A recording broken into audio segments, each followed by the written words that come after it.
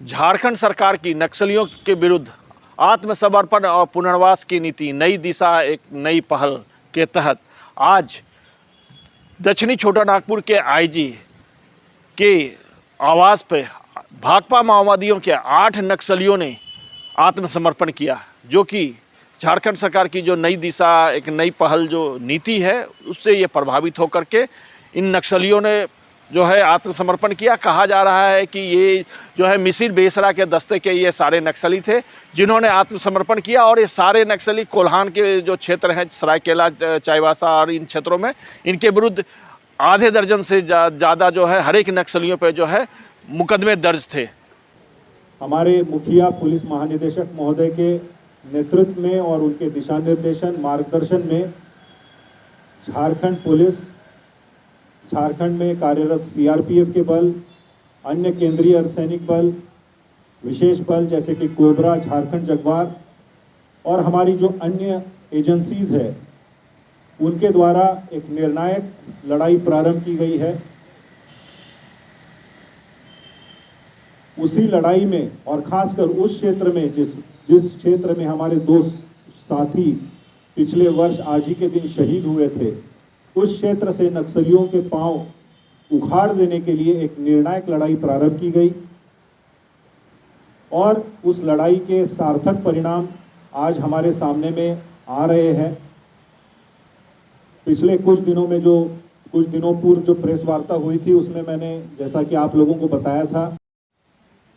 Police को निरंतर सफलताएं प्राप्त हो रही है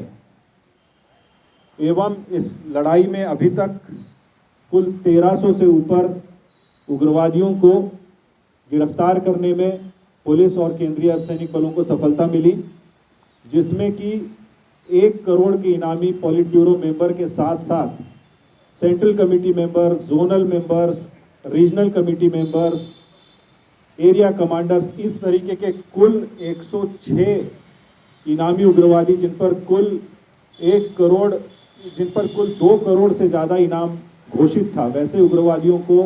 गिरफ्तार करने में पुलिस को सफलता प्राप्त हुई। साथ साथ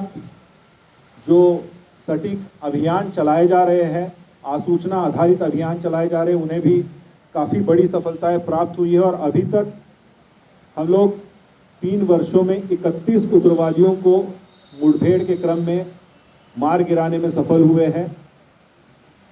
उन पर भी 44 लाख के इनाम सरकार के द्वारा घोषित किए गए थे। इसके साथ साथ जो झारखंड सरकार की आत्मसमर्पण नीति है, उस नीति का व्यापक प्रचार प्रसार जो किया गया है, दूर दराज के और जो खासकर माओवादी स्ट्रॉन्ग होल्ड्स है उसमें उनकी जो प्रचार प्रसार किया गया, उनके परिजनों से संपर्क किया गया, उनके साथियों से संपर्क किया गया और नक्सलियों के जो कुकर्म हैं उसके संबंध में, उसके बारे में जब लोगों को बताया गया तो उस नीति का लाभ उठाते हुए कुल आज का जो सरेंडर है उसको मिला के कुल 56 उग्रवादियों के द्वारा झारखंड पुलिस, सीआरपीएफ, एसएसबी और अन्य एजेंसीज के सामने में आत्मसमर्पण किया है।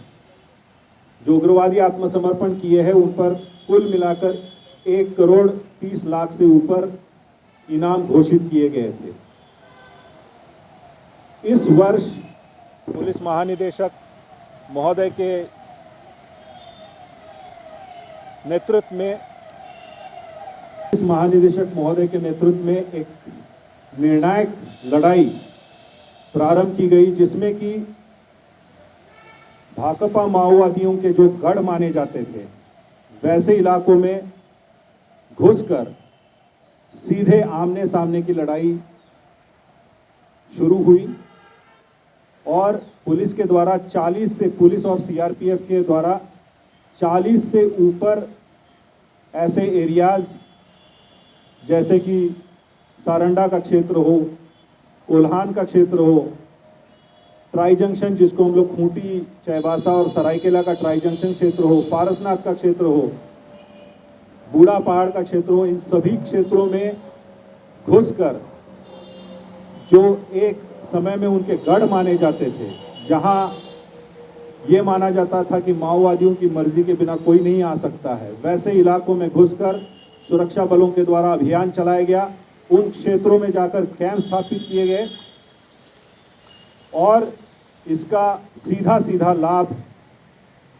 जो पुलिस को अभियानों में और सीआरपीएफ पुलिस और अन्य बलों को जो अभियानों में सफलता मिल रही है, उसे सीधे सीधे ये परिलक्षित होता है। महत्वपूर्ण उपलब्धि भरा इसलिए है कि झारखंड में जो उग्रवादियों की सबसे स्ट्रांग टीम मानी जाती है, जिसमें कि केंद्रीय समिति सदस्य मिसिर बेसरा, पतिराम माझी, अनमोल दा, अजय महतो और उसके साथ अन्य ऐसे कई जो माओइस्ट के जो लीडर्स हैं, उनके क्षेत्रों में जो पुलिस ने,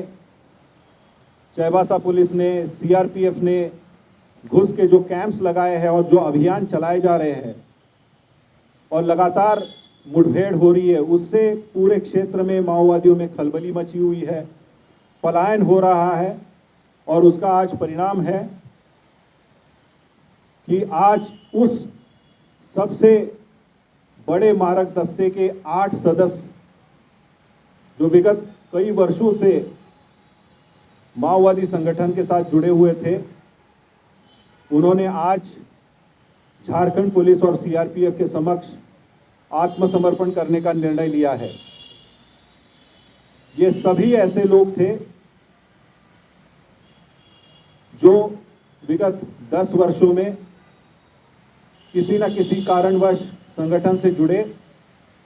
माओवादी संगठन के लिए कार्यरत रहे, परंतु विगत वर्षों में और खासकर पिछले 2 वर्षों में जो अभियान उस क्षेत्र में चलाए जा रहे हैं और साथ साथ जो झारखंड सरकार की जो आत्मसमर्पण नीति है, उसका जो प्रचार प्रसार किया जा रहा है, उससे प्रभावित होकर और संगठन में जो शोषण हो रहा है उससे क्षुब्ध होकर इन्होंने आज पुलिस के समक्ष, सीआरपीएफ के समक्ष, सरकार के समक्ष आत्मसमर्पण करने का निर्णय लिया है।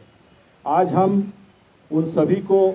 समाज की मुख्य धारा में उनका आज स्वागत करेंगे। उनके बारे में मैं संक्षेप में आपको बताना चाहूँगा। एक उग्रवादी जो है जयराम बोदरा,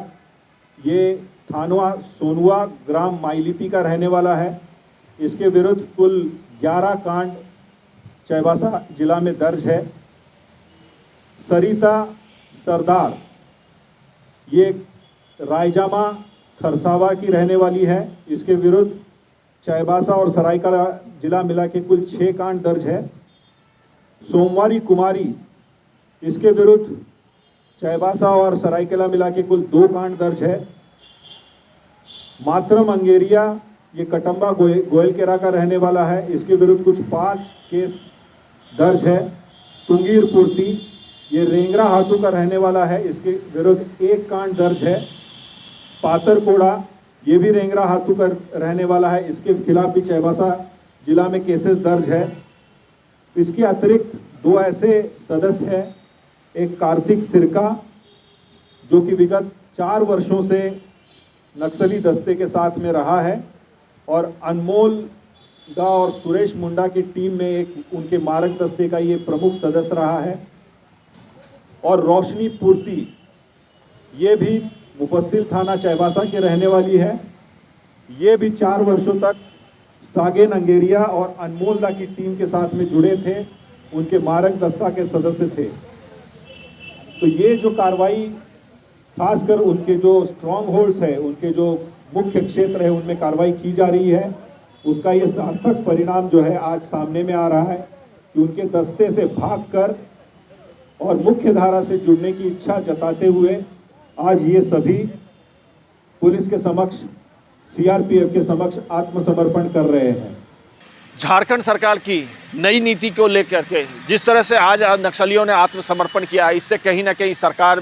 के साथ साथ झारखंड पुलिस भी उत्साहित है और आने वाले दिनों में इस नीति के तहत और भी नक्सलियों के सरेंडर की जो है देखने को मिलेंगे। तो बने रहिए रिपोर्टर पोस्ट के साथ। मैं आशुतोष कुमार।